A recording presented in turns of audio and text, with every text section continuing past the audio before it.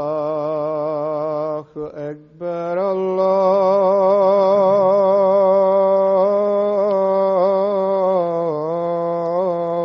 الله أكبر الله أكبر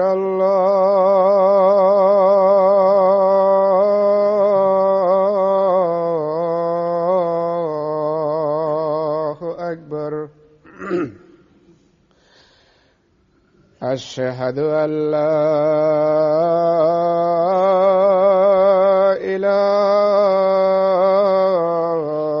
إله إلا الله أشهد أن لا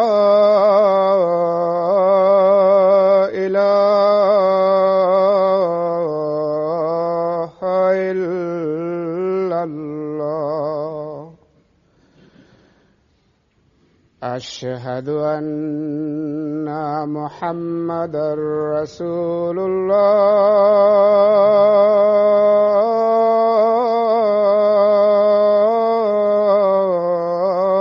الله أشهد أن محمدا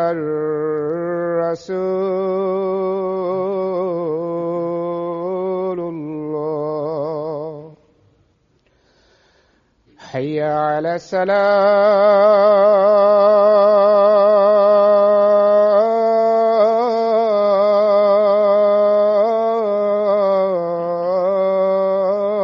الصلاة حي على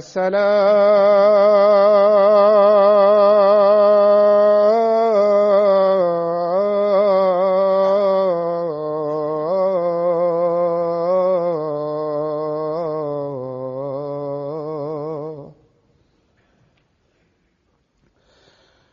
حي على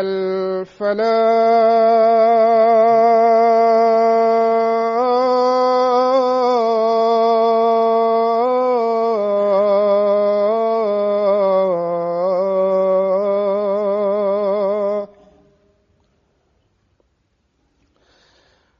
حي على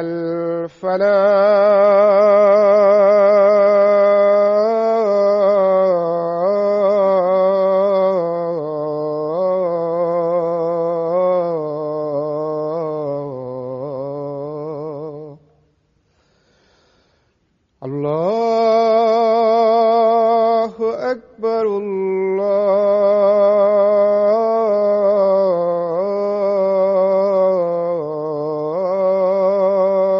الله أكبر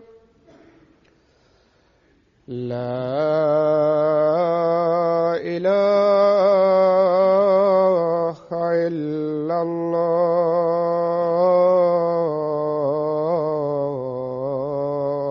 الله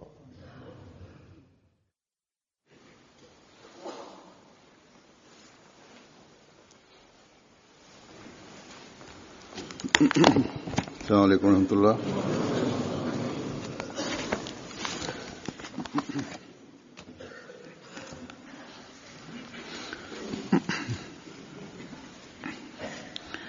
أشهد أن لا إله إلا الله وحده لا شريك له وأشهد أن محمدا عبده ورسوله أما بعد فأعوذ بالله من الشيطان الرجيم بسم الله الرحمن الرحيم الحمد لله رب العالمين الرحمن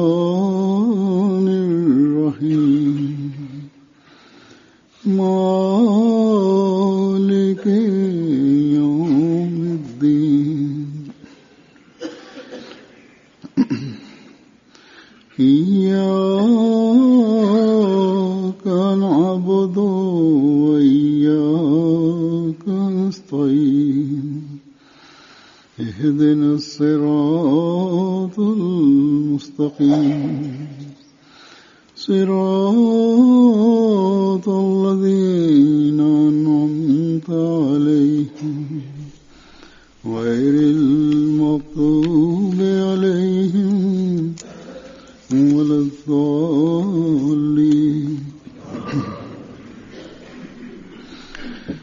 आज मैं हजरत मसीह मौद अलैहिस्सलाम की मोहब्बत इलाही से मुतल्लिक Huzur kaže danas, ja želim da spomenem nešto o ljubavi Allahovoj prema obećanom Mesiji alejhi selam u njegovim pisanjima, u kojima je on u detalje spomenuo stvarnost o ljubavi Allaha dželešanhu prema njemu i ljubavi Allahovoj, kakva je tajna i kakav je recept da se to dobije i kakva je filozofija iza toga. To ćemo spomenuti.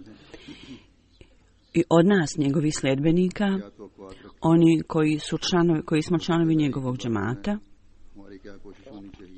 kakva očekivanja je on imao od nas i kakve napore treba da uložimo da bi dobili Allahovu ljubav. Sve ove stvari su spomenute, tako da sa ove tačke gledišta svaki navod je vrijedan posebnog razmišljanja i potreba je da slušamo to vrlo pažljivo, tako da razumijemo duh ovog predmeta Allahove ljubavi i da napredujemo i pravimo napredak i da možda budemo u stanju da napravimo popravljanje u pogledu ovoga. Hazreti Mesih Maud alejhi selam kaže, ljubav nije postupak nikakvog izvještačenja ili pokazivanja. Zapravo ljudske sposobnosti, koliko u čovjekovoj sposobnosti i mogućnosti, stvarnost toga je da kad neko nešto voli od srca i bude privučen k tome, onda stvarnost te posebne stvari koja pokazuje svoj vrhunac, to bude razumljeno vrlo jasno i očito. To je slučaj ljubavi. Da njena stvarna bit u stvarnosti dolazi iz razumijevanja i kad postigne svoje savršenstvo i vrhunac. Ljubav treba biti takva koja postiže najvišu tačku. Allah dželešanhu je rekao,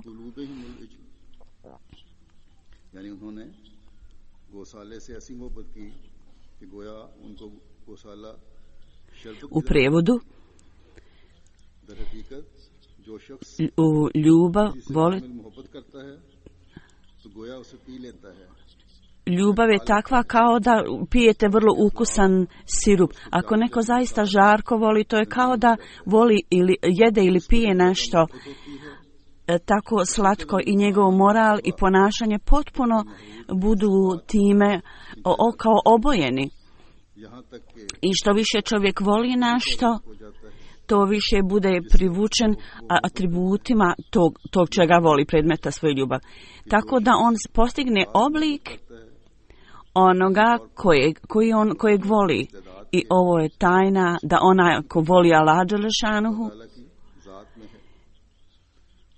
u okviru svojih sposobnosti i kao počinjenosti, on poprima u svojoj ljudskoj mjeri Allahove atribute. Oni koji vole šeitana, oni steknu takvu mračnost, takav mrak kao šeitan. Ovo je tajna ljubavi. I to znači da je sticanje Allahovih atributa duboko razumijevanje Allahovih atributa, to je prije spomenuto. Bez toga osoba ne može saznati o Bogu. I poslije marefe potpunog razumijevanja, kad osoba ide napreduje, to je položaj ljubavi. I bude usavršena samo onda kad Allahove atributi budu posvojeni. Samo znanje nije dovoljno, nego zapravo da posvojimo ove atribute i da budemo obojeni, tako da kažemo, Allahovom bojom. I onda nur, Allahovo svjetlo, ljudi stižu tako, postižu svjetlo Allahovu nur. I dalje, ali obično se ali sam kaže, ljubav, stvarnost ljubavi zahtijeva neprestalno da osoba vrlo iskreno i uistinu postiže samo atribute i odlike onog voljenog i s ciljem da se žrtvuje na tom putu. Čovjek treba da čini sve što može, tako da postigne kao jedinstven sa onim koga voli i živi život u skladu s tim. I onaj ko nešto voli treba biti da potpuno sebe zaboravi u tome i pokazuje takvu sliku u tome, sliku toga, te ljubavi, da postizanje njegovog stila, boje i patenta on pokazuje u svom ponašanju ljudima da je potpuno izgubljen u ljubavi prema tome. Onda standard ljubavi prema Allahu dželešanu, objašnjavajući to, obećani Mesija kaže, ovo je isječak iz pisanja, zapravo je odgovor na kritiku. Padri Fatah Mesih je podigao ovaj prigovor, obično Mesija ali sam je napisao odgovor na to koji je bio potreban. I on je rekao, ovaj čovjek je kritikao muslimane da Allah ne vole sa stvarnom svrhom i ciljem. Oni ne znaju učenje da Allah vrijedan ljubavi zbog svojih odlika, vrlina i odgovor na ovo pitanje treba da bude jasno da ovaj kritika zapravo vrijedi za Inđila, Novi testament, a ne za časni Kur'an. Je u novom Gospelu, novom evanđelju nije spomenuto treba da imamo ličnu ljubav prema Allahu dželešanu i da ga treba obožavati. Međutim, časni Kur'an je puno ovog učenja. Časni Kur'an kaže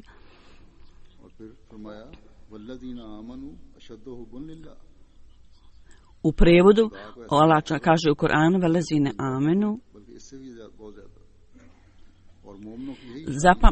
Spomenite Allaha kao što spominjete svoje pretke, zapravo više nego to, više od toga. Stanje vjernika je da oni vole Allah dželešanu više nego bilo šta drugo. Takva ljubav koju oni nemaju ni prema roditeljima, prema ocu, prema majci, niti prema bilo kome drugom dragim, niti prema sebi. Onda Allah dželešanu kaže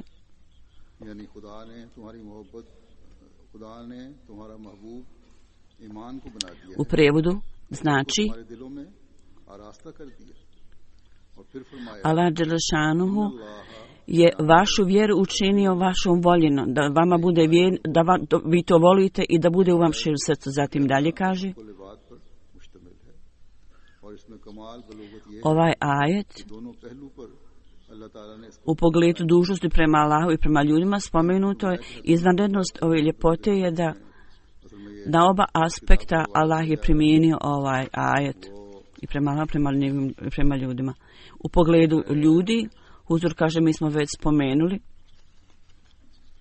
knjiga iz kojeg je ovaj navod dat je, Huzur kaže, u kojoj je on spomenuo ovaj predmet do detalja.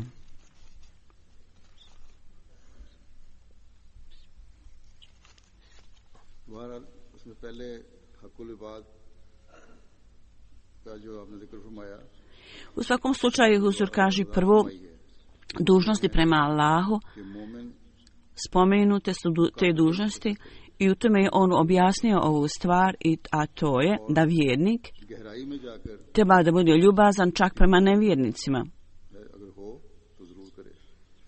To su prava drugih ljudi i dužnost prema drugim ljudima i treba da budete vrlo duboko osjećaja prema tome. U pogledu duhovnih bolesti treba da uklonite ove uznemirenosti, čak i ako osoba nije vjernik, ali ako boluje od bilo kakve bolesti, bilo fizičke ili duhovne, treba da nastojite da uklonite njegovu zabrinutost i da pomognete takvom čovjeku koliko god možete.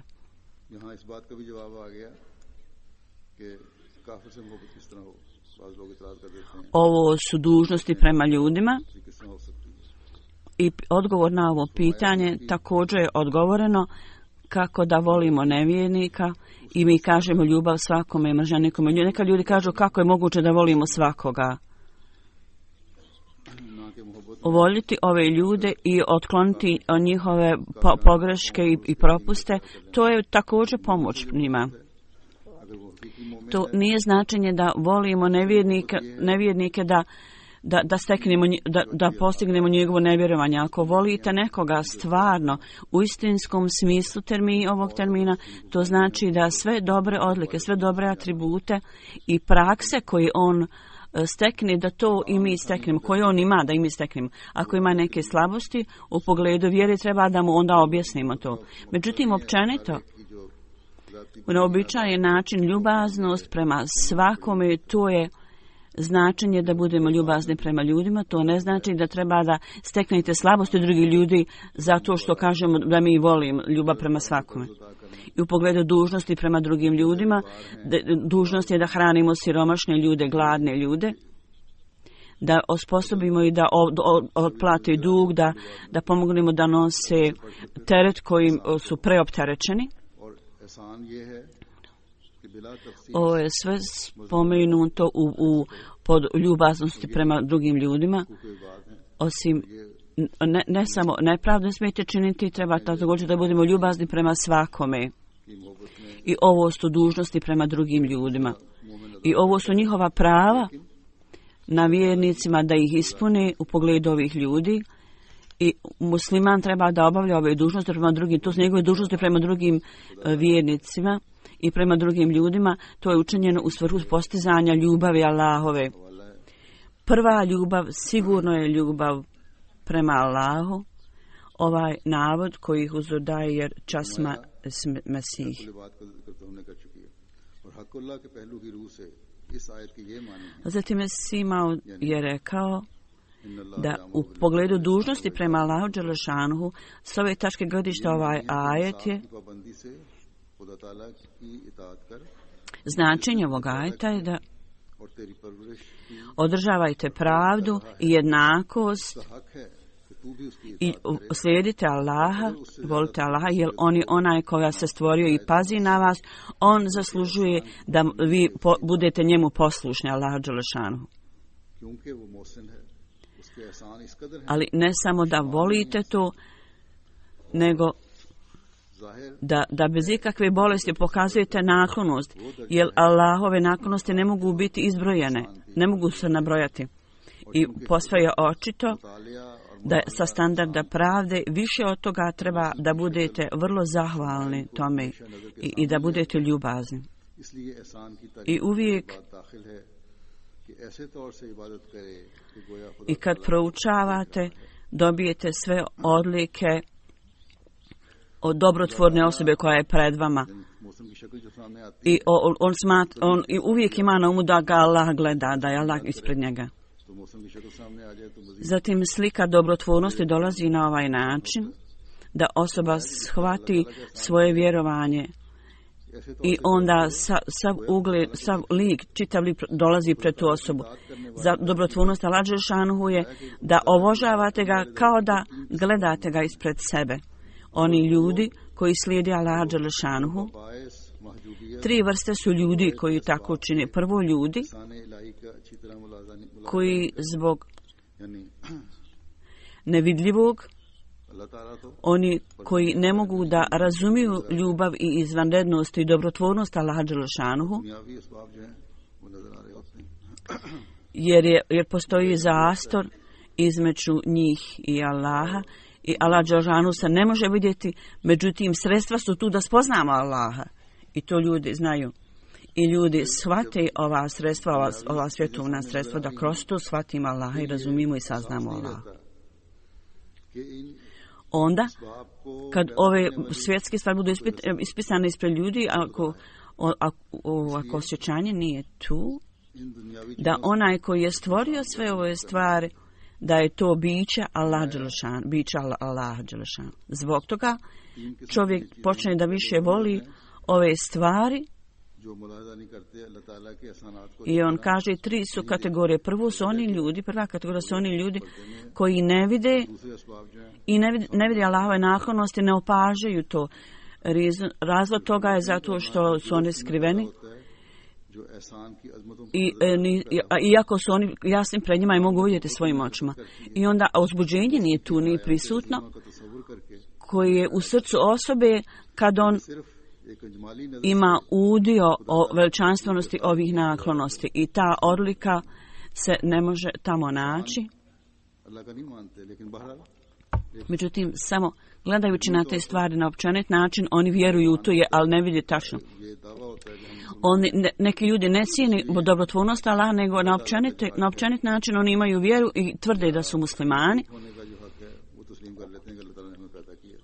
I zbog toga prava, dužnosti prema Allahu dželešanu, Allahova prava i prema njegovim stvaranjem, Allah nas je stvorio da samo da to prihvatimo. I detalji Allahove dobrotvornosti koje kao dovode spoznaju Allah dželešanu u istinskom vjerniku, ovi obični ljudi prve kategorije nemaju. Oni općenito vjeruju svaku dobrotvornost koju steknu, dok se iskoriste iz ovih naklonosti Allahovi, oni ne drže na umu Allahove blagodati, nego samo ne imaju na umu da su to dobili. Razlog za to je što ljudi ovise na ovim sredstvima. I to zaustavlja ljude da pogledaju u krajnji uzrok toga, one vrijedna sredstva zbog kojih čovjek se okorištava. Oni su, ovo osjećanje njihovo je prekriva sve ove stvari na takav način da Allah dželešanu, koji je konačan stvoritelj svih ovih stvari, oni samo mogu da vidi lice Allahovo. Jer oni obožavaju sredstva i zbog toga lice stvaraoca je skriveno od njihovih očiju. Znači oni ne mogu zapravo da vide Allahu. Oni nisu u stanju da vrlo jasno vide. I kao rezultat toga nisu u stanju da dožive stvarnu ljubav stvoritelja. Zapravo on je stvaraoc, on je dobrotvor. Ljepota toga, ovo su stvari koji budu skrivene od očiju ljudi. Zbog nedostatka, to je njihovo poštovanje prema tome i cijenjenja, njihovog razumijevanja i shvatanja, to je uzrok što oni nisu u stanju da vide, da spoznaju Allah dželešanu u tom smislu, u svjetlu toga, i ne vide Allah dželešanu kako treba da ga vide nakon što imaju sve ove dobrotvornosti. Zapravo, njihovo cijenjenje i shvatanje o Allah dželešanuhu je malo mutno, jer s jedne strane oni ovise o sredstvima, a neki na izvještačan način također vjeruju u prava Allahova i onoga koje on opskrbljivač je u njihovoj glavi. Kao Allah ne opterećuje čovjeka mimo njegove mogućnosti i to je uvjet da oni misli da on želi da treba da budemo zahvalni Allah dželešanu. U prijevodu ovo je adl, pravda koja je ovdje spomenuta, jer Allah vrlo dobro zna, i oni ne znaju, ljudi ne znaju savršeno da je on stvaraoc i onaj opskrbljivač, oni samo to opisuju. Zbog toga Allah dželešanu u skladu sa njihovom situacijom, njihovom razumijevanjem, kad oni zahvaljuju se Allahu do te mjere, čak i to Allahova je pravda da on to uzima dovoljnim. I ovi ljudi također misli, mi smo uradili prilično dosta za Allaha, međutim Mesih alejhiselam kaže, tu je još jedna drugi položaj shvatanja Allaha, kao što smo prije spomenuli, da oči ljudi budu potpuno oslobođena od sredstava. Osoba treba da bude čista i da bude u stanju da vidi ruke dobrotvornosti Allaha dželešanu. I osoba treba da izađe iz ovih prekrivača prevare. I on kaže, uz moj napor ili uz moje navodnjavanje, tu je bio urod. i ovaj cilj je bio ostvaren. Ili ja sam bio zaštićen uz ovog zaštitnika, uz ovu zaštitu od svega. Samo je jedna moć, jedan dobrotvor, a to je Allah i njegova ruka. Kad to osoba shvati, onda dolazi, postane takva da nema ni jedne tačke postavljanja partnera sa Allahom. I ovo opažanje i ovo što on vidi je takvo da kad osoba voli Allaha dželešanuhu s ovakvom vrstom ljubavi, onda ga on obožava kao da ga je vidio. I ova vrsta obožavanja je bila opisana u časnom Kur'anu kao ihsan. I u Sahihu Buhari zbirki hadisa časni poslanik je spomenuo isto značenje ihsana riječ. Zatim je tu treći položaj, a to je da osoba treba da bude ljubazna prema svojim bližnjima, a detalj toga su kad osoba vidi i doživi Allahove blagoslove, bez gledanja na svjetska sredstva, onda on voli i obožava Allaha dželešanuhu. I onda zadnji kraj ovog shvatanja je da on stiče ličnu ljubav prema Allahu dželešanuhu. Jer kad vidi kontinuitet, neprekidnost ovih blagoslova, bude ova čista ljubav, bude stvorena u srcu osobe i ovaj dojam bude stvoren na srcu. Kad njegovo srce bude ispunjeno njegovom ličnom ljubav prema Allahu dželešanuhu, čiji su njegove neograničene blagoslova prekli njegovo srce, tako da takva osoba s takvim blagoslovima obožava Allaha s takvom ličnom ljubavi. I ta ljubav bude zauvijek u njegovom srcu. Kao što dijete voli svoju majku, slično tome u vrijeme ibadeta i obožavanja, on samo ne opaža Allaha i ne vidi ga, nego zapravo uživa kao istinski zaljubljenik i njegova ljubav postane lična ljubav prema Allahu dželešanuhu. I to bude stvoreno u čovjeku. I ovo je položaj, ovo je stanje koje Allah dželešanuhu spomenuo kao Isal Kurba. I on kaže u ovom ajetu je spomenuto.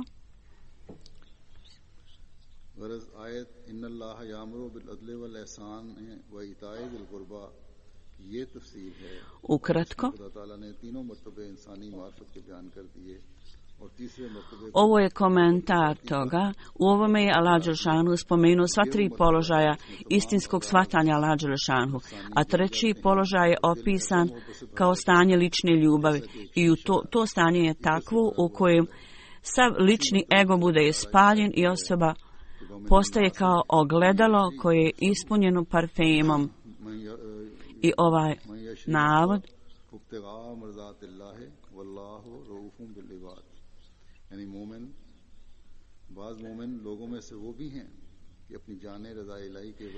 u tome kaže, ima nekih vjernika među ljudima takvih da oni prodaju svoju dušu radi dobrotvornosti Allahove, Allahove dobrote.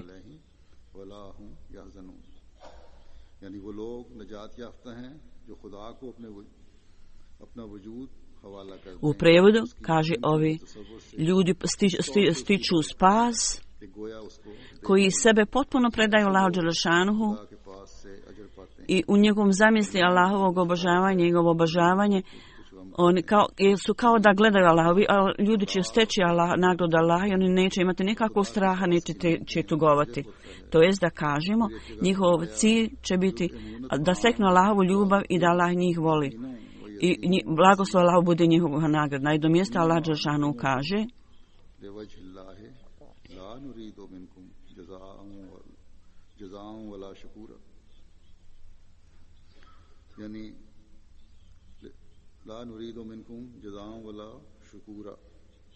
to znači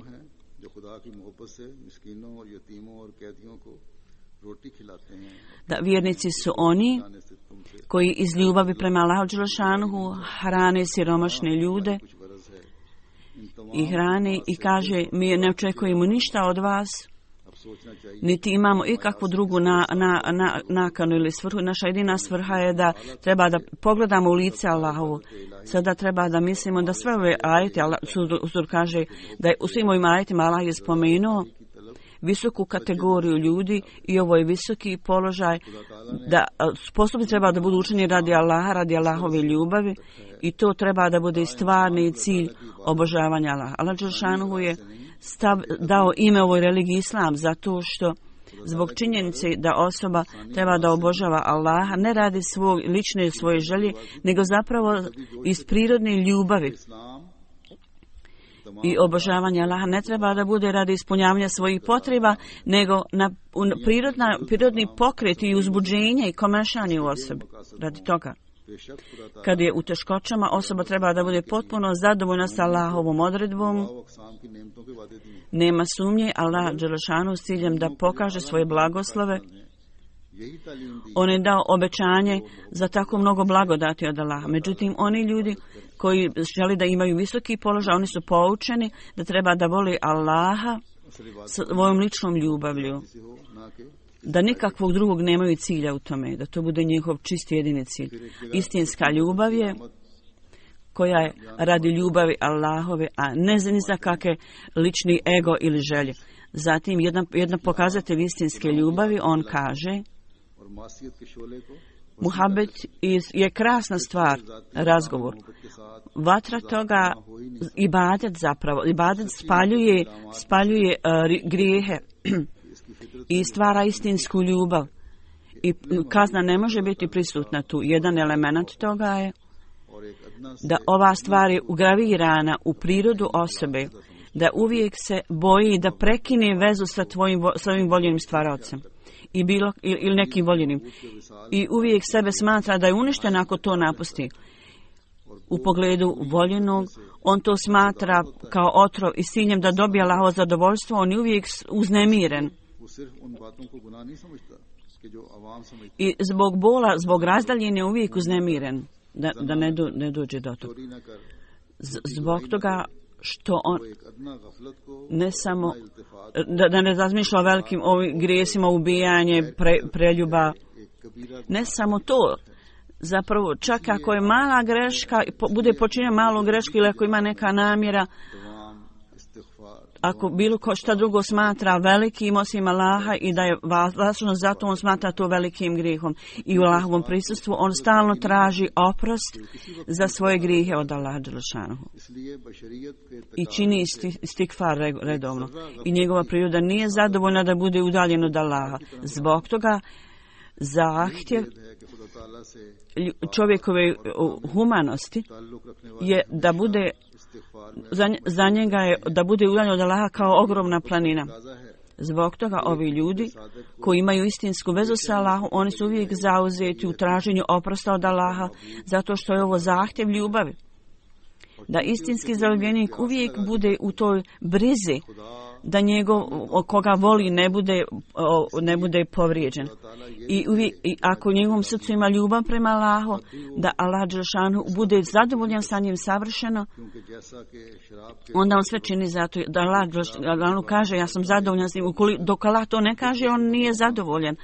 Kao osoba koja pije, onda popije jednu čašu, onda traži još jednu. Slično tome, kada je fontana Allahova teče u srcu osobe, ta ljubav onda traži da još više i više stekne Allahovih blagoslova i Allahovog zadovoljstva.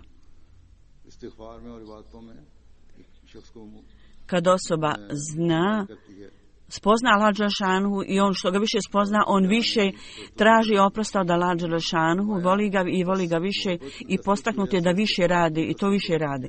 I osoba bude postaknuta da čak radi još više nego prije. I on kaže, zbog ove ogromne ljubavi osoba još više čini istikvar traženje oprosta od Allaha. Ovi ljudi koji istinski vole Allaha uvijek su zauzeti u traženju oprosta. I ovo je kriterij istinskog zaljubljenika, da uvijek zauzet u traženju oprosta. I istinski istikvar je da svaka slabost ili propust ili mahana koju osoba čini zato što je čovjek ljudski, s ciljem da Allah ukloni, on traži Allahovu ljubav, tako da ova slabost ne bude prisutna, da to bude prekrivena i da ne bude otvorena. I poslije toga dalje je objašnjeno značenje istikvara. Ovo je također dio istikfara, traženja oprosta. Ako bilo ko napravi neku grešku, pogrešku, ovo je također dio značenja istikfara. Bilo kakva slabost, kakvu god osoba je pokazala ili ima ili učinila, zbog loših efekata dejstava toga je posljedica, on moli Allah da ga zaštiti od toga. Dakle, stvarni spas, glavno u tome je da voli Allaha dželešanhu i da Allaha veličamo. Da Allah bude veličan, subhanallah. To je treba bude učinjeno kroz čistinsko poniznost, kroz ljubav prema Allahu. I kada osoba dovede ovu ljubav do najviše tačke i od te vatre ljubavi njegov sebični ego potpuno bude ispaljen i on jednostavno kao iskra. I Allah voli također njega i to se vidi iz njegovog srca, zrači iz njegovog srca i svi njegovi grijesi budu potpuno uklonjeni iz njegovog srca. I oblik ljepote Allahovih atributa poprimi oblik i na počinjen način on također ima udio u tome. I onda ta osoba odražava atribute Allahove. I što god da je skriveno i što god je napisano o Allahovim riznicama, kroz njega ove tajne budu pokazane kroz ovu osobu. Allah dželešanhu je stvorio cijeli u svemiru, on nije škrta osoba. Njegovi atributi ne mogu biti nikada napušteni, nikada ne napušta svoje atribute, objašnjavajući ovu stvar i da postakne ljude da čini dobra djela, to je nemoguće bez Allahove ljubavi, on kaže. Grijeh je zapravo otrov. To bude stvoreno kad osoba se udaljava od potpune pokornosti Allahu i kad je u svojoj ljubavi osoba daleko od toga. Kao kad drvo bude iskorijenjeno sa zemlji i onda ne može korijen da upija vodu i svo onda zelenilo uvehne sa tog drveta. To je primjer osobe čije srce je potpuno iskorijenjeno iz Allahove ljubavi. Baš kao suša, tako on bude osušen. Ta nadvlada ga suša. I grijeh ga nadvlada. Lijek za ovu sušu, 3 su načina, jedan je ljubav, drugo je istikfar, znači da Allah prekrije nešto i ukoliko korijen drveta samo bude u zemlji, onda može imati zelenilo i treće je pokajanje. Znači, s tim da steknemo vodu života, osoba treba da se okreće Allahu sa svom svojom predanošću i poniznošću. I onda činjenjem dobrih dijela da ih Allah izvede iz ovog mraka grijeha. I taj zastor grijeha, s ciljem da to uklonimo, potreba je da činimo dobra djela. I s ciljem da činimo dobra djela, pobožna djela, koja mogu ukloniti ove zastore mraka, kao što je ranije spomenuto u hudbama prije. Ja sam to spomenuo, Huzur kaže, prije nekoliko sedmica. Za tu svrhu potrebna je volja i znanje i isto tako praktična sila je također spomenuta i potrebna. Samo onda budu ovi zastori uklonjeni od grija. I pobožna, dobra djela su potrebna da osoba bude onda u stanju da to čini i onda izađe iz ovih slabosti. Onda je rečeno da pokajanje nije jednostavno samo riječima, nego bit pokajanja su dobra djela. Nije samo riječima da to činite. I treba da bude bit će ispunjena i smatrana zapravo istinskim pokajanjem samo kad budete skupa s tim činili dobra djela. I sve vrline su radi usavršavanja teobe, odnosno pokajanje. Svrha toga je da budemo bliži Allahu dželšanuhu. Dova je pokajanje, jer ljudi traže Allahovu blizinu radi toga i zbog toga Allah dželšanuhu je stvorio ljude i to je opisano kao duša osobe. Jer stvarna sreća i zadovoljstvo duše je u pokornosti Allahu. I to je spomenuto kao nafs. I to je ono što osniva vezu sa Allahom. Stvarni duh je tu prisutan i Allahu ljubav prema Allahu je zapravo sreća duše, zadovoljstvo duše. Ljubav u tom smislu da je on sposobnost da on ima vezu sa Allahom. Ova je stvar bila tamo spomenuta. I onda Allah dželešanu je stvorio dušu osobe kao ruh, jer istinska ljubav toga je u pokornosti Allahu i u proglasu toga. Sreća duše treba da bude osoba potpuno izgubljena u Allahu i da izgubi potpuno svoj ego, jer on je bude u stanju da osnuje odnos i on je sposoban da vjeruje u Allahu u cijelosti. To se zove nad. I da imate odnos sa Allahom takav da kao drvo koje je u bašti, koje je čvrsto u zemlji čiji je korijen i on privlači vodu zemlje i dobiva snagu, jačinu, a sve loše stvari budu odbačene. Slično tome, vjernik privlači vodu ljubavi Allahove i onda je u stanju da odbaci grijehe i može da popravi svoju ljubav i da stekne čistoću i čisti razvoj se događa i on je u stanju da uzima dobru hranu. Onaj ko nije takav, on nije u stanju da privuče vodu koja daje život. I na kraju lišće opadne i nastane suša. Ova suša je zbog nedostatka ljubavi. S ciljem da to uklonite. Da uklonite ovu sušu, rješenje je da imate vrlo snažnu vezu i odnos sa Allahom dželešanu. Onda ćete biti u stanju da prevladate ovu sušu, inače ćete biti uništeni kao suho drvo. On je rekao, ovo je princip na koji pokazuje priroda, zakon prirode.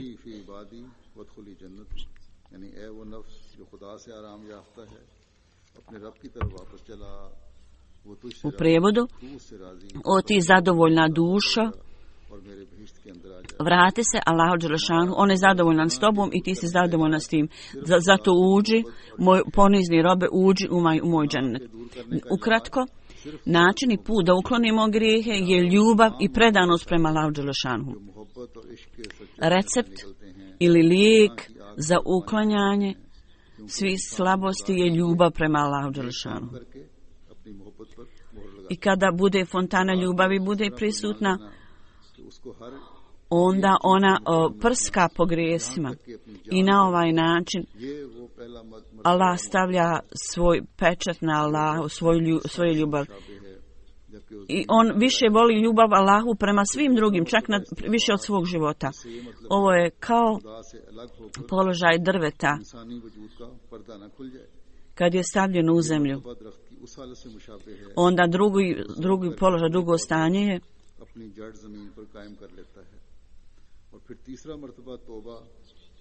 i drugi položaj je kad se osoba čvrsto učvrsti se na zemlji, a drugi položaj je slično položaju kad drvo, kad korijen drveta dođu blizu vode, dođu do vode i sisaju kao dijete. Tako da kad osoba bude odvojena od Allaha s ciljem da to ukloni, to samo može biti učinjeno sa odnosom sa Allahom, da ustanovi odnos, utemelji odnos sa Allahom dželešanu. Onda sredstva da nađemo blizinu Allahovu, onda on kaže, o čemu se kaže, Allah spominje ovu stvar, da postupanjem potom osoba bude u stanju da spozna Allah u samom ovom životu.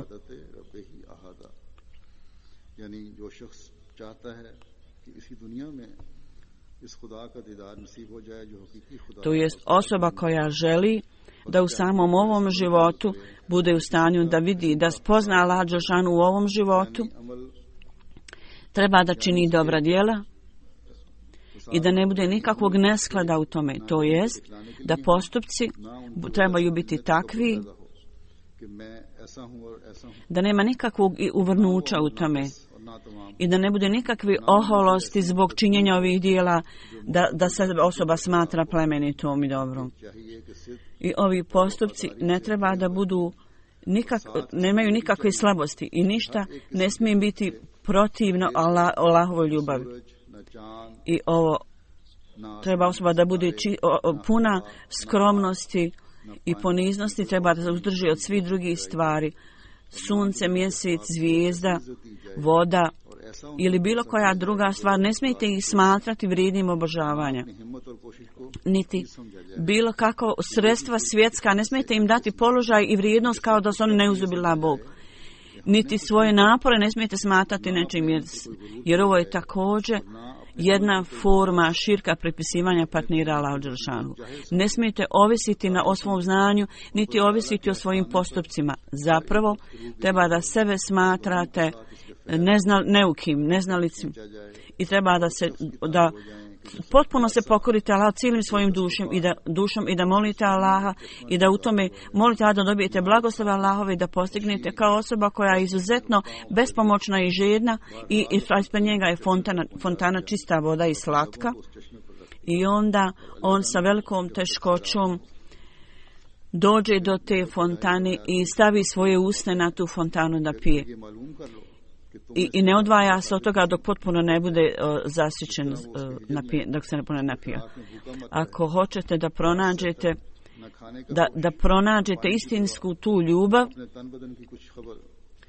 zaljubljenika koji umire ako se odvoji od te ljubavi i ako budete voditi računa o svakim ovim stvarima i ako budete potpuno izgubljeni o Allahovoj ljubavi tako da zaboravite sami sebe, onda u tom odnosu ako osoba umre, onda je on vrlo sretan.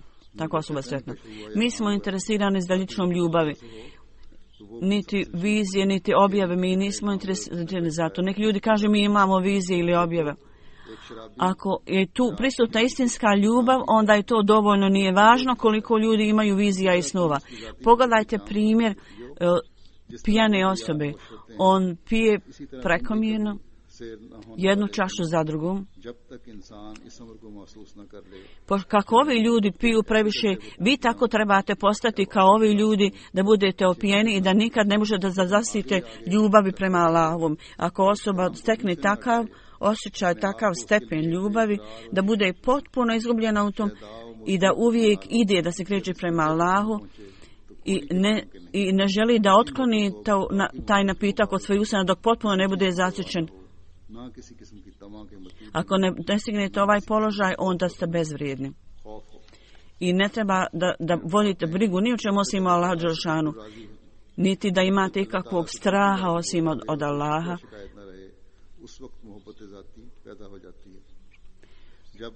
I kažete kad osoba postane potpuno zadovoljna sa Allahom, kad je osoba izuzetno zadovoljna sa Allahom i nema nekakvih prigovora, u to vrijeme bude stvorena lična ljubav prema Allahu. Ukoliko nemate ovakvu ličnu ljubav prema Allahu, vaša vjera je uvijek u stanju opasnosti. Međutim, kad ima osoba ljubav tu, onda je ona potpuno sačuvana od napada šejtana. Ova lična ljubav može se postići kroz ibadet i to treba da uradimo. Ukoliko ova ljubav ne bude stvorena, osoba je uvijek pod napadom duše koja potiče na zlo. I ovi ljudi koji su pod uticajem te duše koja navodi na zlo, oni kažu mi smo vidjeli ovaj svijet i vrlo je lijep, međutim mi nismo budući svijet vidjeli hoće li to doći ili neće. Ovo su vrlo opasne situacije. I ljudi, onda drugi položaj duše koja optužuje, ponekad oni su prijatelji, ponekad nisu, ponekad su oni prijatelji, ponekad šejtanovi.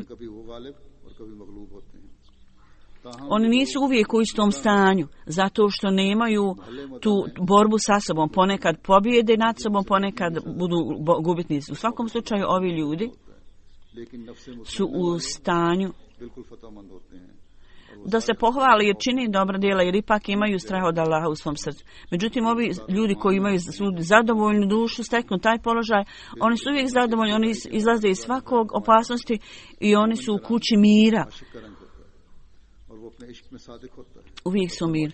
U pogledu položaja Allahovu, osoba je kao zaljubljenik i istinski ima tu ljubav, ima potpunu predanost i žrtvuje sve radi Allaha. I tu je uzbuđenje i njegova duša se topi pred Allahom dželešanuhu. I nikakav užitak ili i njegova i ova stvar je vrlo važna i vrlo je važno da vjernik potpuno bude izgubljen u ljubavi prema Allahu dželešanuhu, da bude potpuno privučen toj ljubavi. On treba da potpuno bude kao potopljen u tome i ljubav prema Allahu treba da bude vrhunska iznad svega i treba da bude vrlo istinit u svojoj predanosti prema Allahu dželešanuhu. I da nikakva povreda tu ne može uzdrmati. I nikakav gubitak zapravo to ne može uzdrmati. I čak ako voljeni ne pokaže nikakvo pokazivanje, čovjek mora uvijek biti u ljubavi prema Allahu dželešanuhu. Ako je ovakvo vjerovanje u srcu čovjeka, onda treba da bude i uznemirenost u njegovom srcu i on treba da postane vrlo uzbuđen i također mora biti ustrajan i čvrst. I onda osoba zbog svojih ljudskih slabosti onda dođe on dođe onda pod sjenu božanskog. I ukoliko i sve dotle dok ova vrsta zabrinutosti ne bude stvorena i čovjek ne bude potpuno tako da ne posvećuje pažnju ničemu osim Allahu dželešanuhu, onda sve otkloni sve ove opasnosti, osoba mora otkloniti sve ove opasnosti za to i potpuno da sebe odsjeće od svih ljudi koji ne posvećuju pažnju Allahu i koji nisu Allahu vezani sa Allahom. Ovo je težak posao i ovo je zabrinutost za ljudska bića, baš kao strasna majka što ima svoju ljubav prema djeci i da potpuno prekine svoje veze i odnose osim Allaha i onda Allahova ljubav prema Allahu treba da bude stvorena isto kao što u srcu majke stvoreno. Ovo se dogodi kod osobe koja ima istinsku ljubav prema Allahu dželešanu i onda ovo čemu se ja kaže, ova ljubav se može postići samo onda kad ljudi znaju o postojanju Allaha dželešanu. Ljudi koji se udalje, neki postanu ateisti, neki nisu ateisti, međutim imaju istu boju, ponašaju se kao ateisti. Lijek za ovo je da ovi ljudi treba da mole Allaha dželešanu tako da njihova istinsko shvatanje se uvećaje kao rezultat toga, da budu u stanju da vide novu manifestaciju Allahove moći. Onda s kojeg puta on želi da će im razumijevanje o Allahu i srce će biti zadovoljno. I on će biti zadovoljni i zaštićen. Ovo je istina je da što više imate vjerovanje u Allaha, više ćete dobiti ovi stvari. Inače,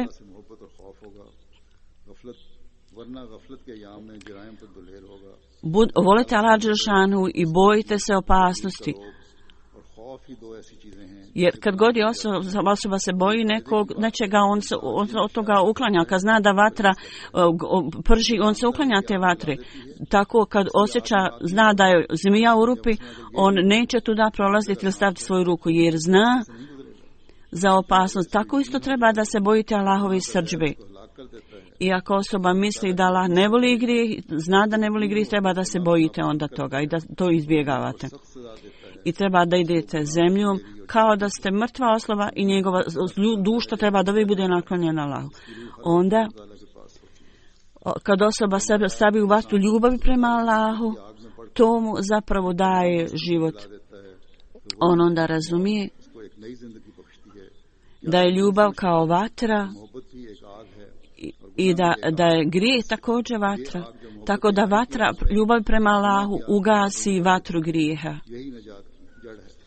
Tako obično mi se daje savjet ljudima, ne samo na običan način, nego osoba koja postane istinski vjernik, Allah uvijek ga zaštićuje od svih kušnji.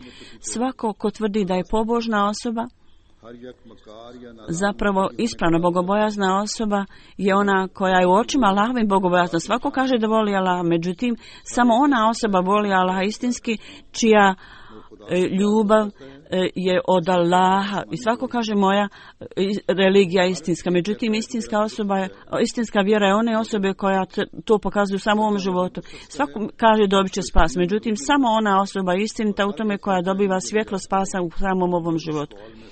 Nastojte sve što možete da postanete Allahove zaljubljenici, da budete sačuvani od svih ovih kušnji. I s ciljem da stvorite ljubav prema Al-Đelešanuhu, on nas je savjetovao sa velikom ljubavlju i dao nam je primjer i kaže kako je nesretna osoba koja ne zna da je Al-Đelešanuhu onaj koji sve može učiniti. Sav džennet je Allah, svo dobro je kod Allaha, jer mi smo to vidjeli i mi smo u tome našli svaku ljepotu. Ovaj imetak, ovo bogatstvo je vrijedno i ovaj rubin je vrijedan da se stekne čak ako treba da žrtvujete sve. Ovi ljudi, potrčite prema ovoj fontani, ovo će vas zasjetiti, ovo je fontana života koja će vas zaštititi. Šta treba da radim, koje riječi da koristim i u koji bubanj da udaram, da kažem ljudima ovo je vaš gospodar i koji lijek da upotrebim, da pročepim uši ovih ljudi i da čuju. Ako postanete Allahovi, onda ćete znati da ćete spavati, Allah će vas štititi, vi ćete, nećete znati o neprijateljima svojim, Allah će ih skršiti, on će praviti plante, vi nećete znati, Allah zna kakve su predivne moći kod Allah. Ako to budete znali, nijedan vam zora neće svanuti, a da nećete se, nećete se brinuti o šta on donosi. Ako osoba plaća i za penijem koji je izgubio i on je zabrinut o tome, tako isto treba da znate, ako imate tu dragocjenost, da je Allah tako i će vam pomoći. Zašto ste onda toliko zabrinuti oko svjetskih stvari? Allah je ogromna dragocjenost i riznica. U cijelosti to cijenite, kad u pogledu vrijednosti ne slijedite druge navode. Nemojte ih slijediti. Jer oni su potpuno sebe izgubili u svjetskim sredstvima kao zmija koja jede prašinu i pas koji jede krepaščinu. Oni su potpuno izgubljeni u tom svjetskom, oni su udaljeni od Boga i obožavaju ljudska bića. I ovise o svjetskim sredstvima previše i zbog toga umiru. Nebeski duh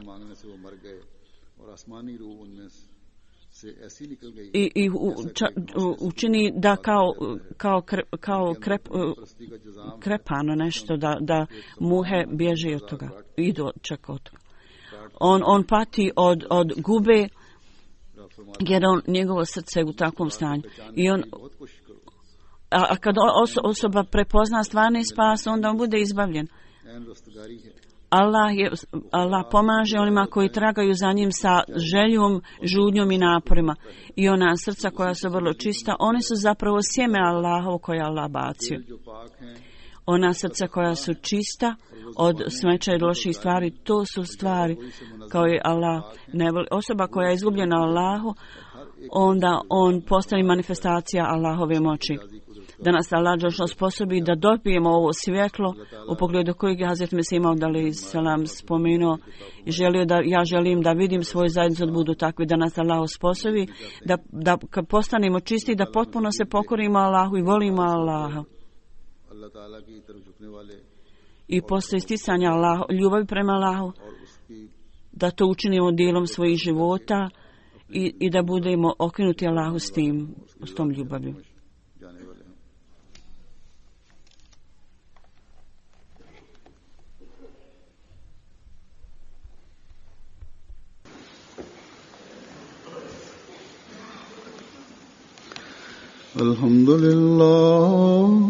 الحمد لله نحمده ونستعينه ونستغفره ونؤمن به ونتوكل عليه ونعوذ بالله من شرور أنفسنا ومن سيئات أعمالنا من يهده الله فلا مضل له ومن يضلله فلا هادي له ونشهد أن لا إله إلا الله ونشهد أن محمدا عبده ورسوله عباد الله رحمكم الله إن الله يأمر بالعدل والإحسان وإيتاء ذي القربى وينهى عن الفحشاء والمنكر والبغي يعظكم لعلكم تذكرون اذكروا الله يذكركم وادعوه يستجب لكم ولذكر الله أكبر